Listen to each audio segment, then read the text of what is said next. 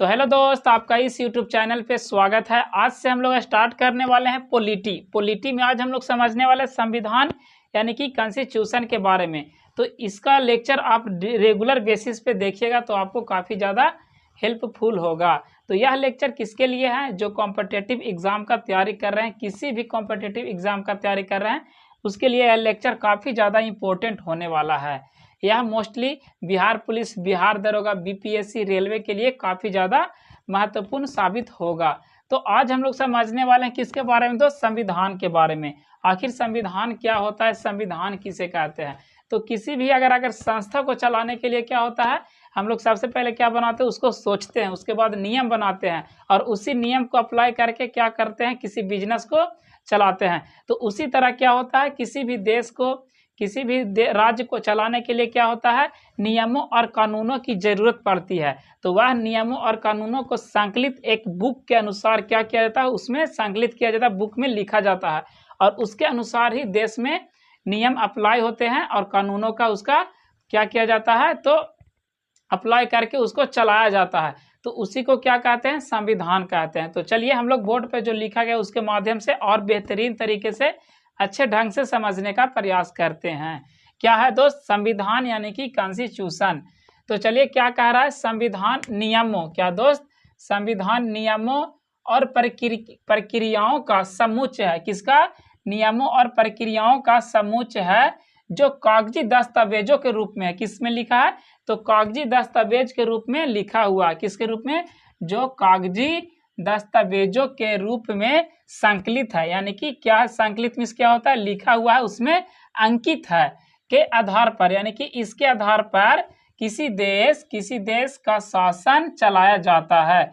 किसी देश का लॉ एंड ऑर्डर को क्या किया जाता है, कंट्रोल किया जाता है, इसके शासन को चलाया जाता है। किसके अनुसार पर?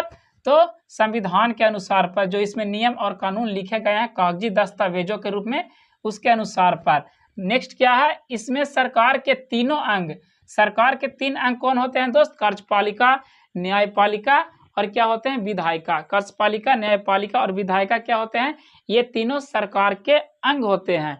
क्या कह रहा है, इसमें सरकार के तीनों अंगों अर्थात कार्यपालिका, न्यायपालिका व विधायिका के कर्तव्यों, यानी कि उसका क्या कर्तव्य है, उसका क्या काम है, कर्तव्य और उत्तरदायित्वों को परिभाषित किया जाता है तथा उनके बीच सीमांकन या क्षेत्राधिकार को भी स्पष्ट किया जाता है। यानी कि उनका क्या सीमा है, वह कितने सीमाएं तक क्या कर सकते हैं, कार्य कर सकते हैं और वह उनका शक्ति कितने क्षेत्र के क्षेत्र में है, यानी कि कितने अधिकार क्षेत्र में फैला हुआ है, उसको क्या करता है, तो यह बताने का कार्य करता है। कौन?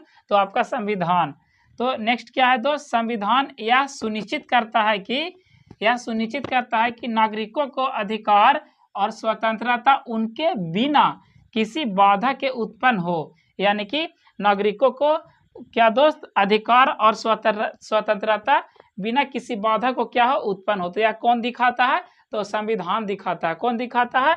तो संविधान दिखाता है। साथ ही संविधान सरकार पर क्या करता है, तो नियंत्रण रखता है। क्या करता है? सरकार पर नियंत्रण यह कैसे रखता है, यानी जो नियम कानून के अनुसार जो अब संविधान में लिखा गया है उसके अनुसार अगर क्या करता है, सरकार कार्य नहीं करता है, उसके विरोध जाता है, तो क्या करता है, लोग उसके क्या करते हैं, आलोचना करते हैं और क्या करते हैं, सरकार अपनी आलोचना से क्या करता है, पीछे मुड़ जाता है। यही इसीलिए कहा गया है क्या दोस्त, कि संविधान सरकार पर नियंत्रण रखता है, यानी कि उसी के दायरे में रहकर काम करने के लिए कहता है जो संविधान में लिखित है।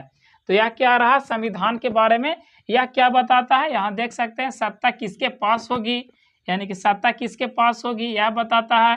शक्ति का प्रयोग कौन करेगा, ये सभी बताने का कार्य क्या होता है, तो संविधान का कार्य होता है। यानी कि उसमें जो नियम और कानून संकलित बनाए गए हैं उसके अनुसार पूरे देश के लॉ एंड ऑर्डर को कंट्रोल किया जाता है और पूरे देश के शासन को चलाया जाता है।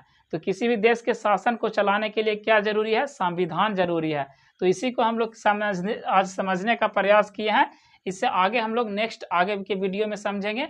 तो इस वीडियो में बस इतना ही दोस्त। ऐसे वीडियो के लिए चैनल को सब्सक्राइब करें, लाइक करें एंड फॉलो करें। और एक बार फिर से मैं बता दूं कि यह डेली बेसिस पे रेगुलर वीडियो अब आएगा किससे, तो पॉलिटी से। तो इसी 10 या 15 मिनट का वीडियो डेली बेसिस पे रहेगा, जो आपके लिए काफ़ी ज़्यादा इम्पोर्टेंट होगा।